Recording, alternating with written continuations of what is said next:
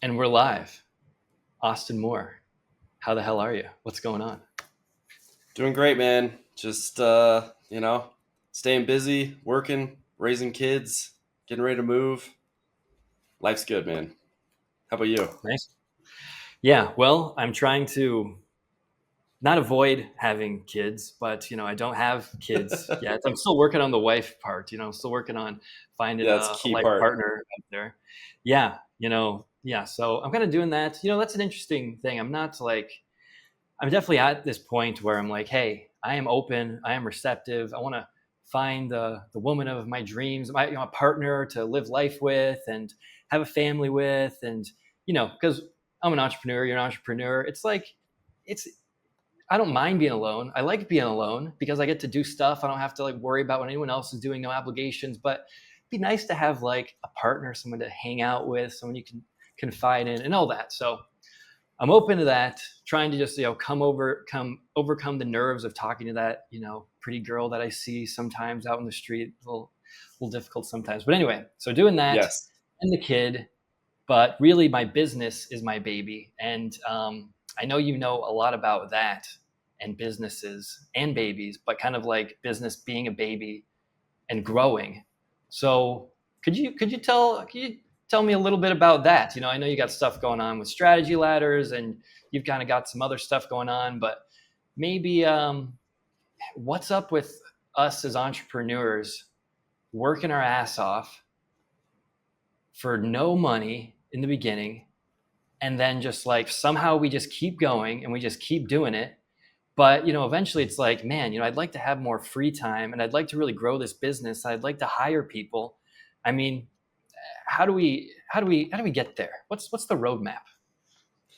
Yeah, it's interesting because I see so many founders who start their business, right? They view it as their baby and they think we want to grow this thing until it goes off to college and it's a big boy or big girl, right? And it's like able to go out and be on its own. But then they get to the point of like where that actually starts to, they have to make the decisions necessary to make it go that direction. And so often they shrink backwards. I've had several clients literally over the last couple of months who came to us wanting to scale, but then when it came to doing the work to do that, they suddenly thought, being a solopreneur isn't that bad, right? And it's like they shrink back, and it's this 100% mindset game the entire way.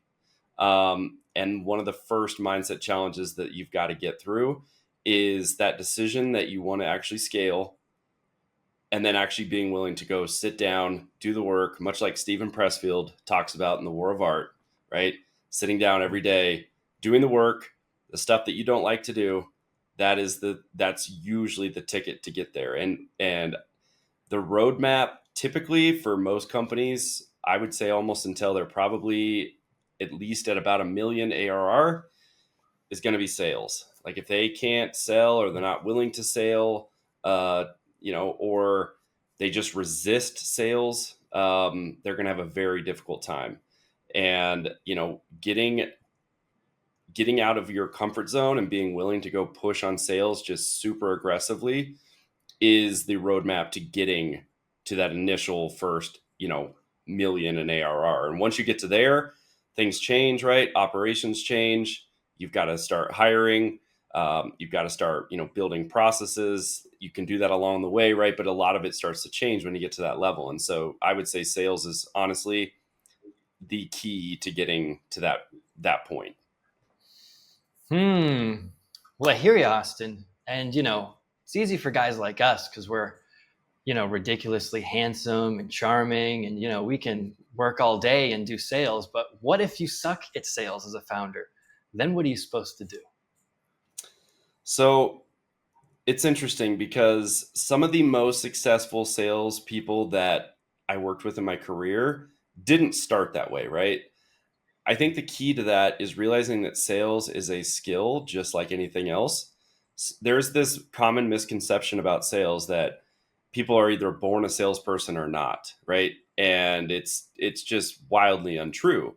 I've seen technical people, engineers, accountants who have turned and ended up in a sales role, right? And it's just a skill, just like learning their previous roles, just like learning how to run through journal entries in QuickBooks, right? Like it is a skill. The other thing that I like about sales and why it's so important for particularly smaller businesses is that you are trying to find fit in the market, and there is nothing that will give you feedback quicker, right? Feedback comes through this feedback loop of sales of, is my offer actually fitting? Is it resonating? Do I have it positioned correctly? Am I messaging this correctly? Right? Without that, a lot of times what people do is they try to go the lazy route. They go spend ridiculous amounts of money on Google Ads with messaging and positioning that isn't really tested, and then they wasted all that cash, right? Whereas if they have built a like an outbound sales engine, not only are they perfecting that formula so that they can hand that off to a salesperson, right? Like the sales playbook, but they're also building in a feedback loop that is rapid, because if they're able to book 3, 5, 10 calls a week, and they're out there talking to these people and hearing the challenges and hearing the language they're using, they can then take that back to their offer, and they can restructure that. They can position it, they can message it differently so that they actually can start to resonate with people more effectively. And so I think it's really twofold: realizing it's a skill. And then number two, I like to view sales as kind of like a laboratory, right? It's an opportunity to get out there, get feedback, try to perfect what you're doing, and you're getting more and more intel that you can then take back to the drawing board and start to restructure things so that they actually start resonating. Yeah. Easier said than done, but it's the truth. Yeah. Yeah. Well, I'm definitely with you on, having sales messaging or a system that works, or at least, validating your sales message and testing it before you like throwing it out there and, putting ad money behind it, or just like doing a ton of work running some kind of campaign with some kind of sales message to some kind of market that you kind of guess. Because I think a lot of people are just guessing when it comes to their sales. Like they have this kind of value bias. We actually created this big idea for a client that was doing sales. We call it market value bias. And what's happening with a lot of coaches, consultants, is they create this, they create an offer for a market, but they're just assuming that they know that they're assuming what their market wants based on their perception of them. Yep. And it's just like, yeah, it's not even exactly what they want. So then they start doing things like, well, okay, I've got this audience. Maybe, I guess they're not interested in like productivity. Well, maybe I should like be a weight loss coach, and I'll see if they want some kind of weight loss thing, or maybe I'll, be some kind of business coach now instead. Or there's that side. And then the other side is like, well, I guess, yeah, maybe, let's see, what was the other side? I've got like, a whole like, pitch of how we like we're explaining this. But yeah, it's like the one side, you're either trying to like be a different coach to like the same audience, or Yep. maybe you're trying to switch up the audience. You're just like, okay, right, I'm a business coach, and well, this kind of people, these kinds of younger people don't like this offer, so now I'll try to go up to like people that are more successful or more whatever in business and see if they like it. Regardless, you're just kind of like out there guessing, when instead you should actually be going out to that market or to your people and asking them if what they, validating your offer and seeing if it's actually something that they want in the first place. So 100%. yeah, agree with that. But, I want to push back a little bit on this idea that everyone is good at sales, because I know that everyone can learn sales, but Yep. I feel like some people just definitely have it more than others. And I bring this up because I think that's okay too. It's okay if you're not good. Okay, so how about everyone can be good at sales, but there's different ways that you got to sell. Like you can be really good at face-to-face sales. You can get on discovery calls, and you can have like a shitty offer, but just because you're so charismatic and you're so good at talking about the weather, you can convince somebody to buy from you. But on the other side, if maybe you're good like that. So what I do with a lot of clients is, we basically will create an offer, and then we'll create, say, a sales document that, is written with really good copy so that the offer basically sells itself, so that our clients don't really have to do any selling. It's just a matter of, hey, they got some message with the perfect offer. They got sent to a Google Doc with an offer, and it's something that's really aligned, and it gave them all the points that they need to say yes. That by the time they get on the call, it's just like, like formalities kind of thing. So there's that way too. So how do you, deal with that, like these different levels of sales and getting people to scale, because there's so many ways to go, right? Yeah, I mean, I do really believe that like sales is the avenue, right? Like when you are at a certain size, like that is, it's just plain and simple, like that is the path. And I think so oftentimes people get distracted from that, but there are different types of sales, right? Like there are certain people that are just excellent on the phone. There are certain people that are better in person, right? And they need to go out and spend a lot of time at industry events or networking events and things like that, and that's where they, really thrive. Um, to your point though, right? Like the sales process, I think one of the things that people oftentimes overlook is they see somebody that's good at speaking or good at talking with people, right? Or is just charismatic in general, and they assume that they're good at sales. And, through my career, I definitely had to get better about this. You start to learn that like sales is 100% more about listening. In fact, I had a client literally the other day. I was reviewing some of his sales calls. He was talking like 70 to 75% of the time, and he was really struggling to close, right? And so I pushed him and said, your talk time should probably be closer to 30%. They should be talking 70%, right? Your goal is to just simply ask really good questions, get them talking, and then find your in, right? Because at some point on this call, they're going to express some pain point or some challenge that they're dealing with that is, if you've qualified them correctly, is going to fit with what your offer is, right? And that is your point to lean into. And that's obviously what you're going to then discuss as you get closer to closing. But, I think that realization as well is very, I think it helps a lot of people that aren't maybe naturals at sales, is realizing that it's a lot more about listening. It's a lot more about asking really good questions. And it's not necessarily just being the most charismatic person in the room. It's not being the one who knows exactly what to say at every single turn.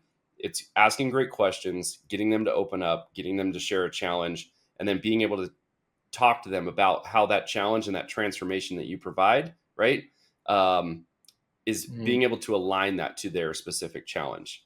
And so, unironically, when we started switching and moving him back to like more around 30-35% of the conversation being driven by him and them speaking the remaining time, his close rate went up. No Yeah. shocker. So, Mm.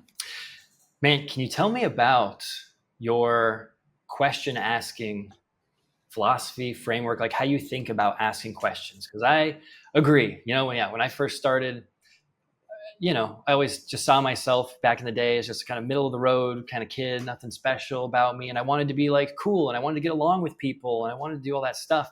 And that's, the first thing I learned was listening.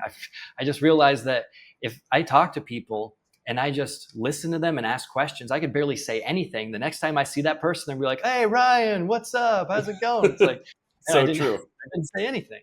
So, but like in the sales context, so like, yeah, how do you think about asking really great questions?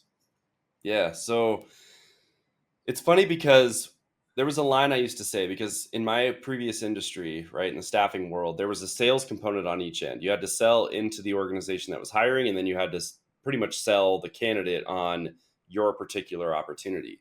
And one of the things that I used to tell, especially my new people, was that people love talking about themselves, right? And so if you can ask questions that are about what they've got going on, right, to start, because if you can start with something related to their personal life in particular, something that you see is written in their content, they obviously spend a lot of time writing that, right? Or something that is really cool that they shared about their company, they are going to open up. And the more you can get them to open up in the beginning, the more willing they are going to be talking when you actually start asking more difficult questions, right? And so those easy questions at the beginning, if they're giving you short answers, just keep asking, right? Dig in on a point. If they give you a short answer, ask a follow-up question and just continue to get them to try to open up as much as you possibly can at the beginning, because that way, if they're already talking a lot and they're sharing a ton of information, and then you get into talking about challenges they're having, goals that they have, etc., right? They've already started to do that. And the more somebody speaks to you and the better questions you've got, there's a natural, just psychological level of trust that starts to get built. So if you ask good questions on the front and they share a ton about their own personal journey, experience, kids, whatever it is, they now are starting to get more comfortable with you. And so when you get to those harder questions, they're much more likely to give you an elaborate answer, which allows you that gap, right? Where you can then try to get your wedge in there as a salesperson, open that up, and now you've got, the opportunity to potentially close them on a sale. Yeah. Yeah, I feel that's right. It's all about opening up those gaps, helping them see the problems that they're having, and then digging in, like asking, why is that important? Especially on the short questions that they're just like, or have a short answer, and it's like, why is that important? Okay, but what does that mean exactly? So I'll give you my kind of question asking framework or philosophy. Like the way I think about it is, well, maybe my not most powerful, yeah. But when I start a sales conversation, I'm totally with you. Like on the asking an open-ended question, I'll just start with, so tell me what's going on in the business. Because when people get onto calls with me, there's already a problem. Like they're on that call because I've already opened up that, hey, maybe they are looking, maybe I offered something about content, like a way they can improve their content, or maybe I sent them a video that talked about sales messaging or doing some kind of launch. So they're already onto the call with this kind of in this problem aware state where they're like trying to figure something out. So I can just ask like, so tell me what's going on. And then from there, then they'll go right into the problems. But I think, even if they're not super like, hey, I got some shit I need to tell you, just asking that, like, what's going on, I think then people, they just naturally start telling you what their problems are. They start telling you what's going on. So I guess that's the first thing, and maybe the most powerful question that people I think a lot of people, they jump straight into like talking about them a lot, or they start talking about their program and how it can help them. Like, yeah, I saw this, so I think you can do this, think you can do this. No, you don't want to start there. You just start by letting them talk. And then that gives you the angles to dig into. So if I'm talking to someone, I let them open up and they start, talking about their marketing. Now, the way that I open them up and get them realizing that they have problems is I'll start asking things like, so tell me about your content strategy. Like, how are you using your content to promote your program? Then a lot of times people will be like, it's either like one or two things. It's either, well, yeah, I'm not really doing that. Or like, yeah, I'm kind of, either it's like, I'm not doing that, or I'm doing it like this, and they're not doing a very good job of how they're doing it. So it's like, okay, so yeah, you're getting a lot of people like reaching out to you. So what about the DMs? Like, how are you using DMs to connect to clients? Like, what's your strategy there? It's like, well, I don't really have a strategy. Or it's like, yeah, I don't know how to do that.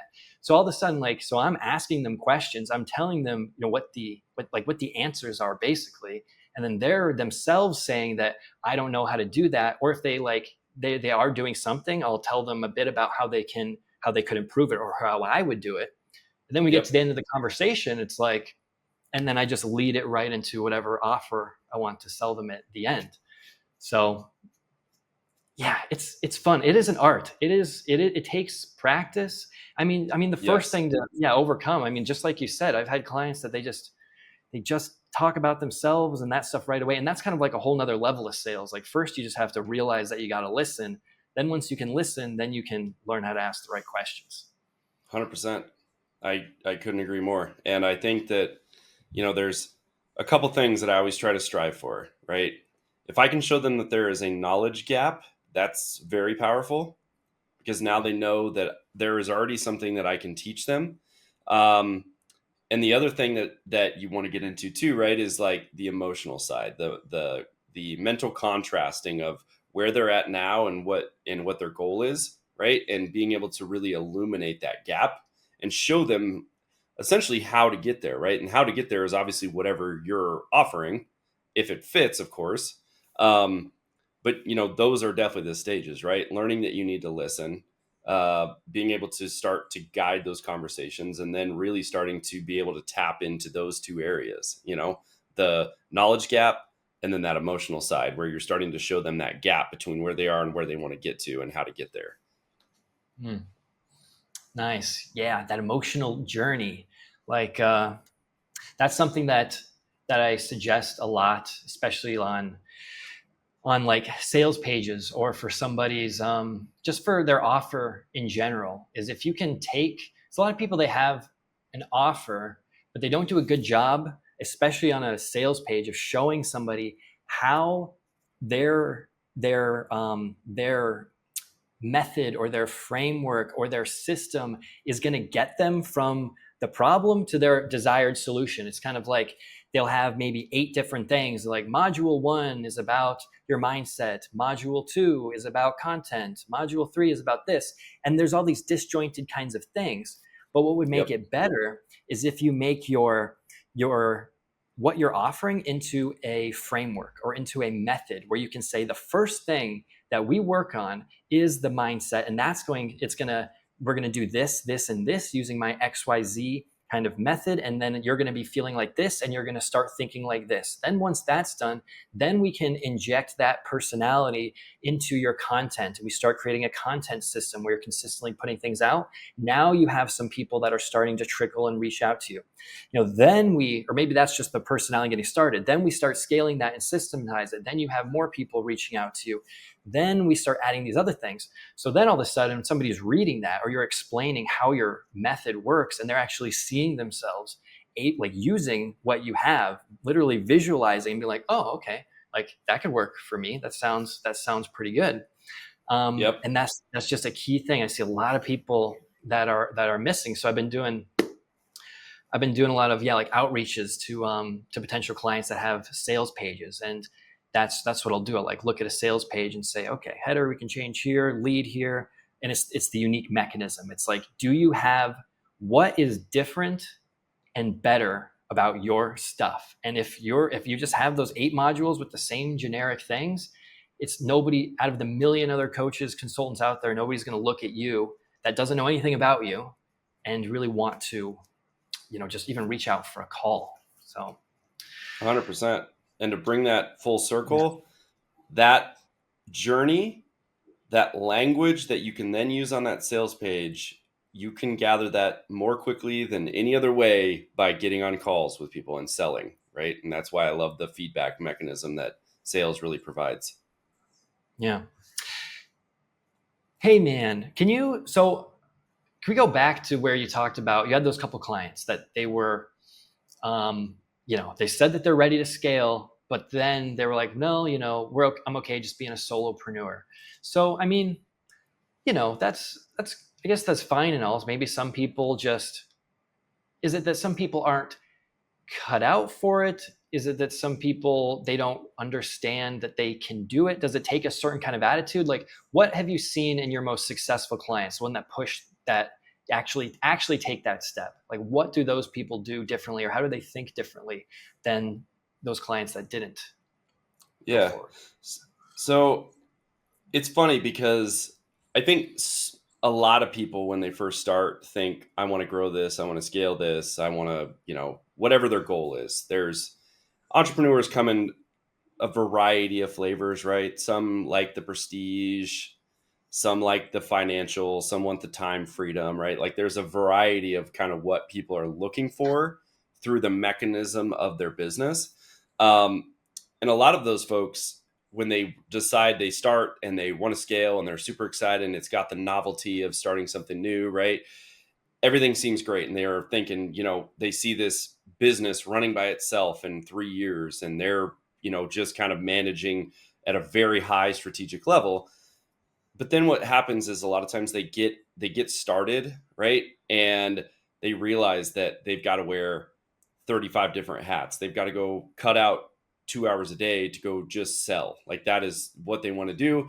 And instead they like getting caught up in like little stuff, the shiny object syndrome, right? I need to work on my website a little bit more. I need to restructure my offer for the 75th time, even though I haven't had a sales call in a month, right? Like all of these different little things that are simply distractions. Um, and so they just think, well, I mean, I've been making decent money doing this way. And so, maybe this is just where I'll be because this is easier, right? And it's our brain just to simply our brain looks for comfort, even if the current situation is uncomfortable. It's more comforting to our brain to not go into a region that's unknown, right? And so our brain will try to pull us back to that stage where we're just continuing to do the same things we're doing right now. And my challenge to a lot of folks, right? Many people start a business because of they want to have an impact on the world, right? Like that's probably one of the most common things that I hear is that they want to have this bigger impact. And when they shrink back like that, for example, they'll be able to impact like a small area, right? Like they might be able to impact couple dozen clients a year, right?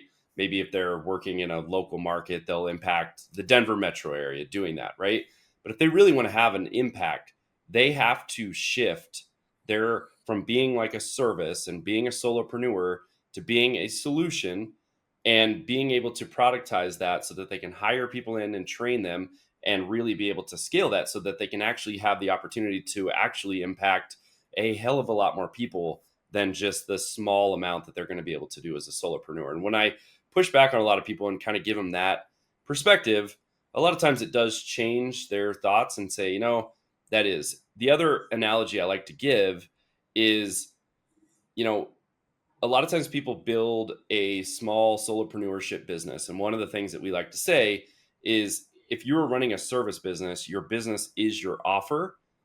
And if your offer is you, then you are the business, right? So you don't necessarily have a business. You're essentially kind of a glorified freelancer at that point. And where I think it's short-sighted, and this is the analogy I like to give, is that, there's a couple different plays people make in real estate. They do investment properties, right? Or they do like flips. They flip houses, right? Flip houses, you buy it, you do everything up to it, you sell it, and then you move on to the next one. If you ever decide that you're done with that, your income stops. Like you don't really have an asset. Whereas if you're investing in rental properties, for example, at some point down the road, you could hire in somebody that could then manage all those properties for you. You don't have to do anything. You could sell them. You could sell all of your properties, a piece of your property. You have like an asset in addition to the recurring revenue. And it's a bit slower to get there from like doing investment properties. But at the end of the day, you're building an asset. And so I think a lot of times people are also short-sighted. I had a conversation not that long ago with somebody who's been running her business for 15 years. She's getting closer to retirement age. And I asked her what her plan was. And she said, well, I'll just probably sell it. But she is the founder that is still doing almost everything. That business is literally worth next to nothing. In fact, when they go to sell, only about 1 out of 26 businesses where the founder is still heavily involved in the service space actually ever sell. And when they do sell, they're selling at like probably one EBITDA versus if you're able to remove yourself and actually build out a team so that business is operating and without the founder there, the business can still run. Now you're talking about selling at a multiple of your EBITDA, right? 2, 3, 4, sometimes even more than that, X of what your EBITDA is on an annual basis. And so you now have an asset you could sell pieces of, you could sell the whole thing. You could also just collect the residuals, right? You could step out, hire somebody to run the business, and now you can go do whatever you want, go to Carnival in Rio, right? And your team and business are running on their own. And I think that's something that a lot of times people don't think. They think just because they're bringing in lots of revenue every year that the business is sellable. And that simply is not true if the founder is still heavily involved. Yeah, that's a curious thing for me, this idea of selling your business. Like I have a client who he teaches business to videographers and filmmakers. So he was a videographer, filmmaker himself, and now his business is to teach those guys business. And he's been very successful. He's growing.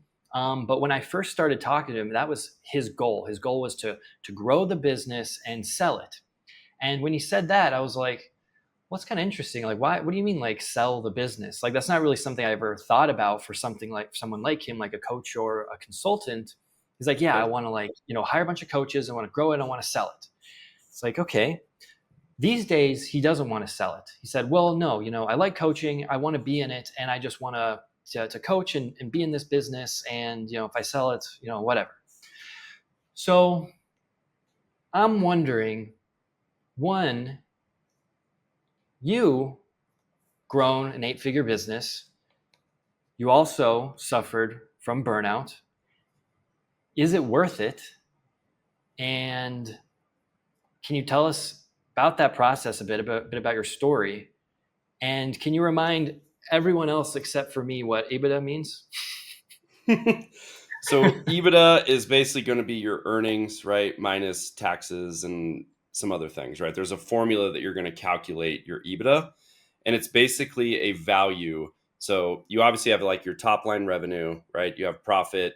Your EBITDA is essentially taking out certain things so we have a really accurate picture of what like the business is actually producing. So, for example, there could be a business that, a lot of businesses operate in super low margin industries. So if you think of like restaurants or groups that sell on Amazon, for example, right? They're operating on margins that are anywhere between like 4 to 7%.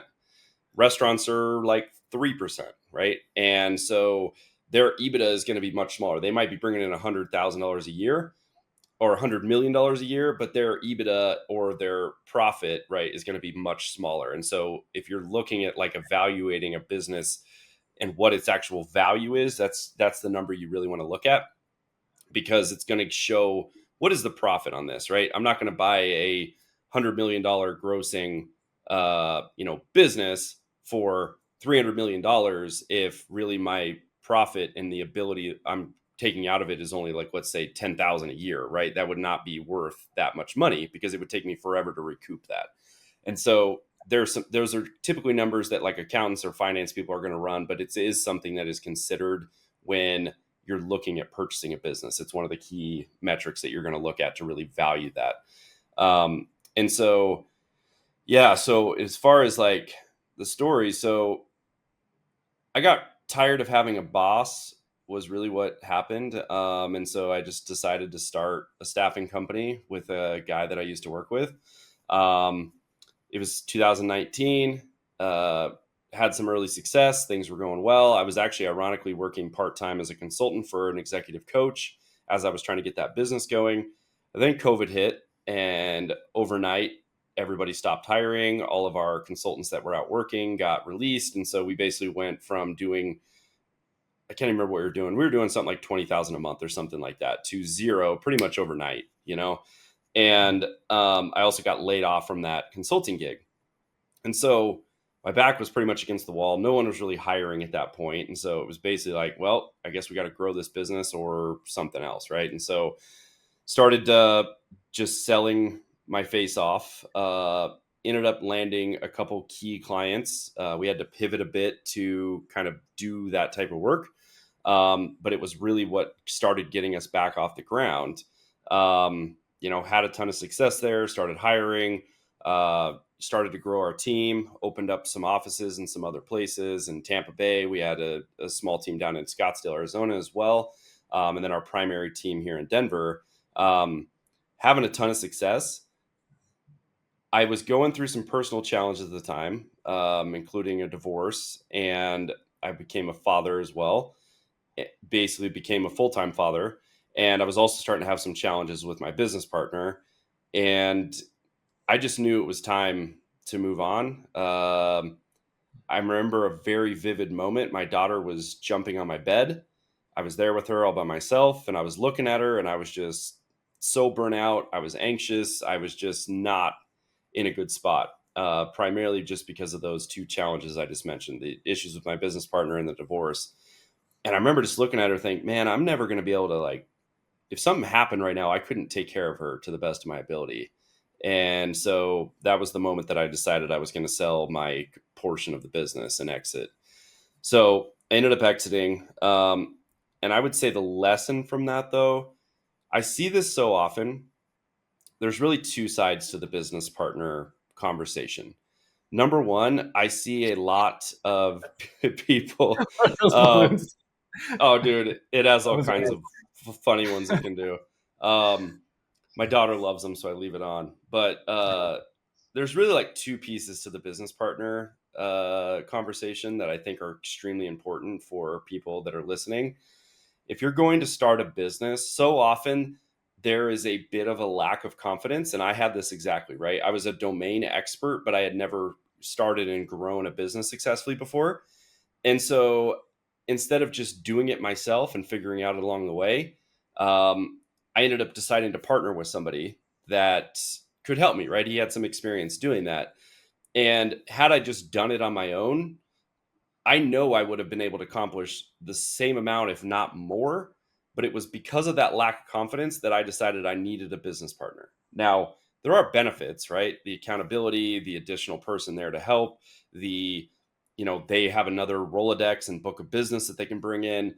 Um, but doing something and starting a business on your own or starting it with a partner only because of your lack of confidence is silly, because if you already know your domain, you've got to learn the business piece, and there are plenty of people you can hire along the way who can show you what you need to get done. And having the wrong business partner, it is almost worse than having a bad spouse. Like, that was one of the biggest lessons for me, was that when you bring on a business partner, it is equivalent to having a wife or a husband. Like, everything that you do is tied to that person. If they do something illegal, it could come back on you, right? If you make a bunch of money, you're splitting it with them. If you don't like each other anymore and you decide to walk ways, you're going to probably end up in some sort of a legal dispute, much like I am right now, right? Like, there are so many things that are tied up in a business partner. And I think I was relatively naive to that. So a bit of a lack of confidence, probably from my old drinking days. It took me a long time to get that back. And number two, right, I got myself in a situation where I ended up having to go do litigation, uh, mainly because we just ended up not getting along at the end. And so, there's a lot of money tied up in that business. There's a lot of money at stake for who's getting what. And it literally quite literally becomes almost like a business divorce. And so when you're choosing a business partner, or if you're choosing that route, just be very cautious, do a lot of due diligence, and really do some inner reflection on, am I bringing this person on because I am doubting myself, or am I doing this because they're really bringing something massive to the business that I don't have? Wow. Yeah, that is a big one, huh? Business partners. I had a couple business partners in my first, I guess it was my second business, minus cutting lawns as a kid, but I had a Yep. business, and I had two partners. They were my best friends, and like we just started making videos in college, and then we had a business. But me and my best friend, we would fight like a married couple. Yeah, just and towards the end, before my partners, my friends, basically sat me down one day and they just said that they were like done, that they just, we weren't making enough money. They were tired of the business. And well, what they actually said was, we want to go do something on our own. We want to do our own thing, basically do the same thing, but without me, because they kind of like blamed me for not bringing in enough sales, because I was the sales guy. I was supposed to, bring all the money.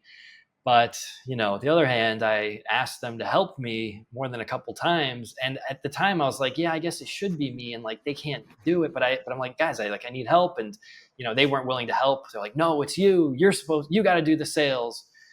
But, so that happened. And yeah, me and my like best friend were like fighting all the time, like yelling at each other, screaming matches.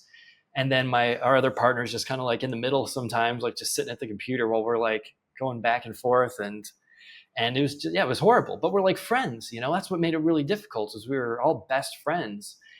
So we could do that. It was almost like more permission to be able to do that in fights because we could make up about it. Right.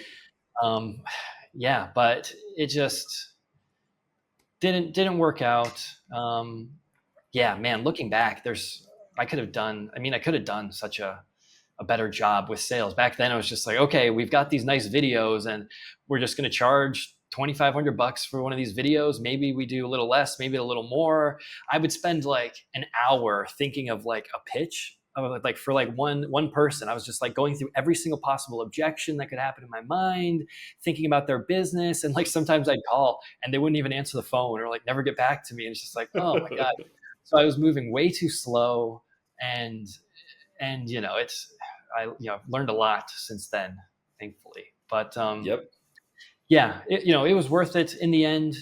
Our business ended, and I was hurt, and it sucked, but it led me to where I am now. I basically took 2.5 years working in a grocery store, so that the first year I was just trying to figure out what to do. I thought maybe I could buy like an around the world ticket. You can, for like 10 grand, you can like buy a ticket that can take you around the world or something like Oh that. wow.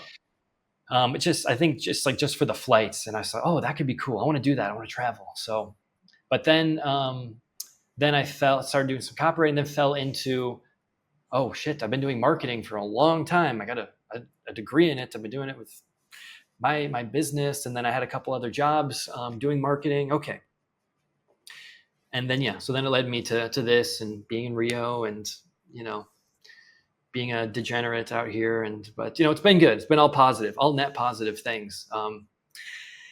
So yeah, man, I think, yeah, it was worth it. Those lessons um, of business. It's hard though, man. It's hard. This whole business thing, sales is so difficult sometimes. Like I'm trying like new outreach strategies, and sometimes I try a new strategy and I'm like so confident that it's going to work, but there's like a lag time, and then sometimes it doesn't work with the lag time. That I'm like, oh fuck, I got to eat eggs for a week. That's happened a couple times being here. I'm just like, oh shit, I've got no money. I gotta eat. I guess gotta buy these 24 packs of eggs for a while, I guess. But you know, I love that. I love that too. Um, Man, what's it like being a girl dad? I told you I'm gonna be a dad someday. I want to, be a family man. I love that. I love kids. I think kids are so important. They're the ones we need to help the most. I would love to have a boy and a girl. And I always think about, I have two brothers, and I always thought about what it'd be like to have a girl. And what's that like? What's dadhood like? Can you give me a little insight here from your fellow man? Yeah, man. It's like it sounds so cliche, but it is literally the greatest thing you'll ever do. Like it's incredible. I was talking to one of my colleagues today, and he was talking about, someday he wanted to have kids, but he wanted to be more financially ready. And I was like, dude, don't wait for those metrics to hit. Just like it's when it's time, it's time. You'll figure it out, I promise, because you'll never quite be ready. I thought I was prepared in every way. I thought I had done the work necessary to be prepared to be a dad, and I was not at all. Especially those first 6 months, they're pretty rough, but it is so worth it, man. Like it's interesting because you know my fiance Anya, her daughter is 16 days older than mine, so now I've got two girls that are just about to turn 4 running around.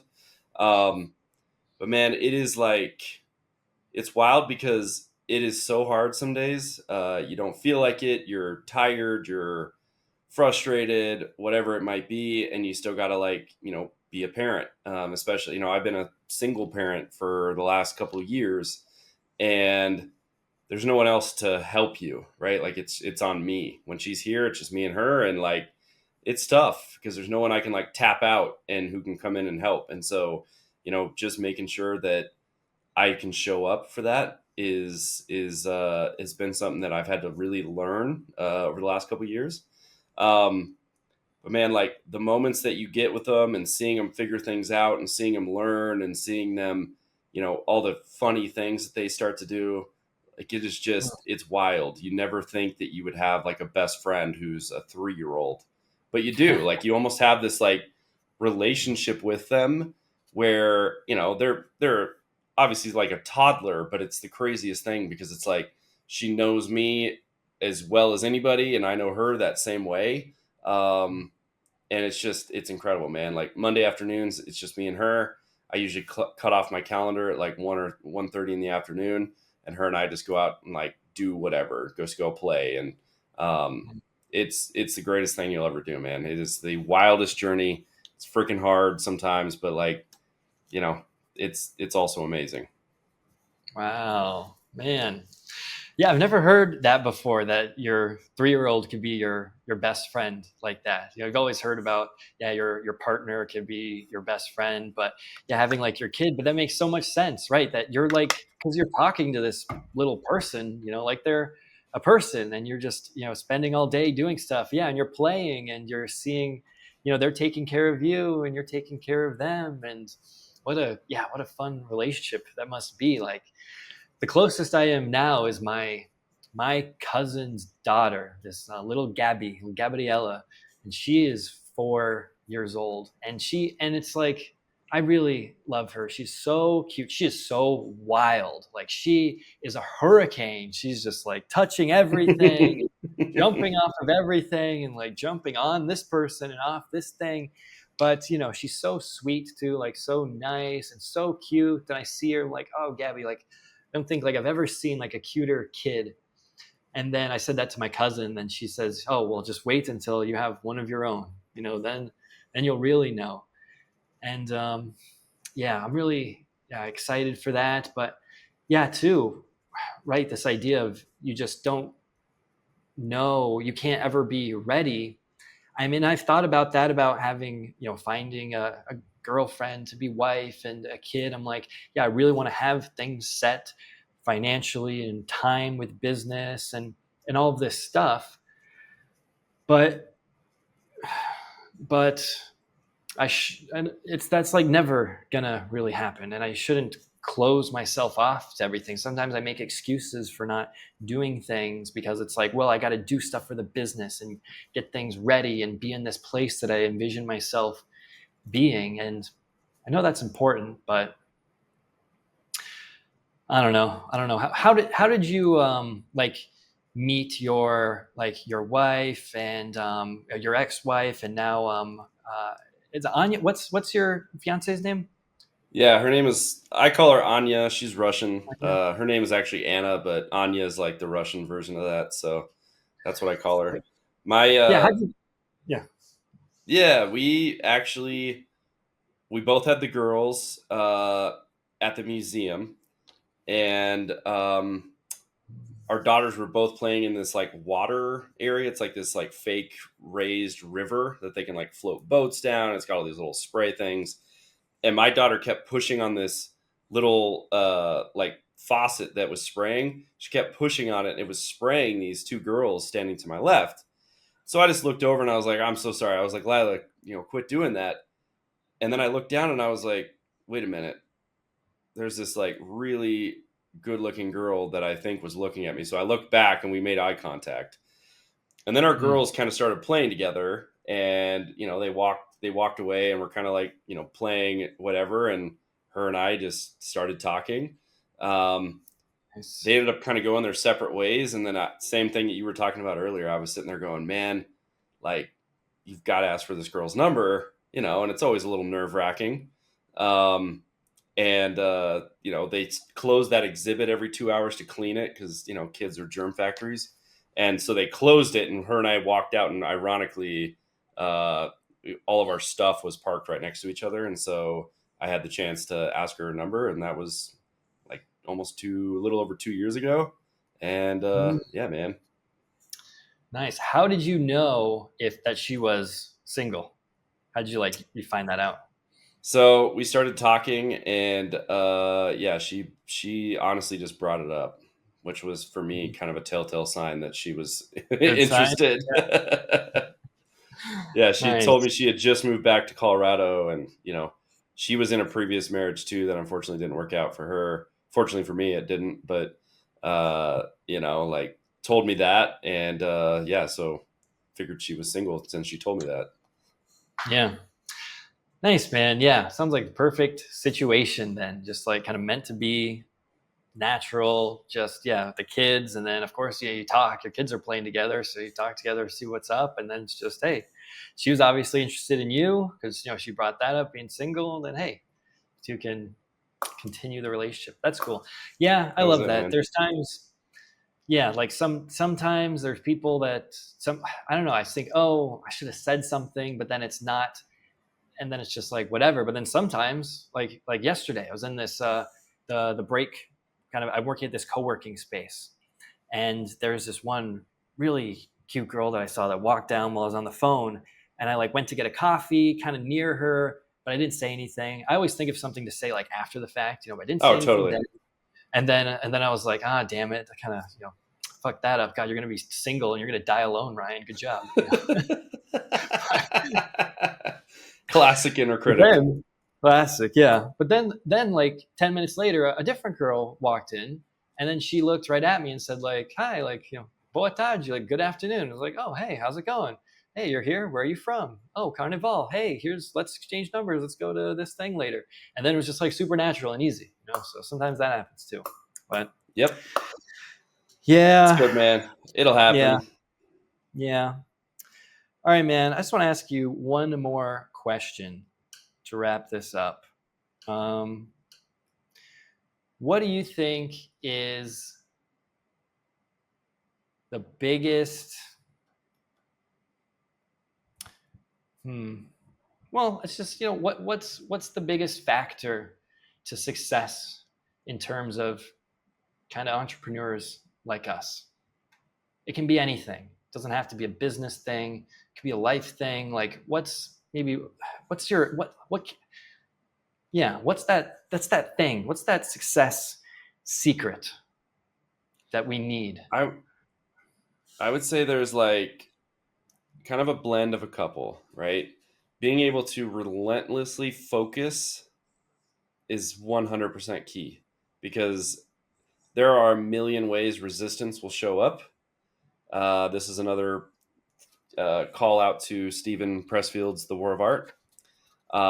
Resistance will show up as people, things. It can even show up as a client who's paying you a ton of money, right? But they're derailing you from like what you actually need to be doing to go on the path that's going to get you to success. Um, so relentlessly focus and being able to say no to those things. Um, the other thing I would say too, embracing failure. Like I think so many times, and I see this with so many entrepreneurs, is like they'll start selling, for example, and they'll have a couple bad calls, right? And now they're just convinced they're bad at sales. Um, you know what I mean? And so now they're not willing to do it. And that is the path when they are a small business to grow. Like you have to be able to sell. And so just the ability to embrace failure. And I would just say the other thing is this goes in hand with relentlessly focusing is just discipline. Like there is absolutely a correlation between the clients that I work with who I can tell go to the gym consistently and have been for a long time and success that they end up seeing in their business because they show up and they know they got to do the work every single day, whether they feel like it or not, they know they got to do it. And so those are really the three things that I see that separate, the folks that do really well and the folks that usually end up sputtering out. Right. Relentlessness, discipline, keep goingness. What was there's like and the focus and the like Yep. kind of like laser light kind of focus. Yeah.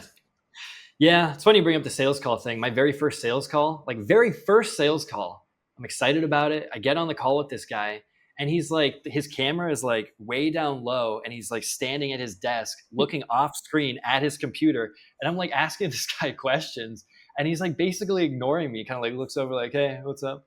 And then I'm like asking like questions and he like goes back to the computer. And it's probably the worst call I've ever had in my whole life.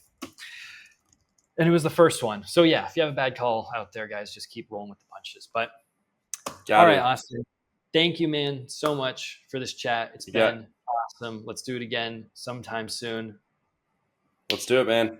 Thanks a lot. I appreciate it. Yeah. Catch you soon, Ryan. See you, everybody.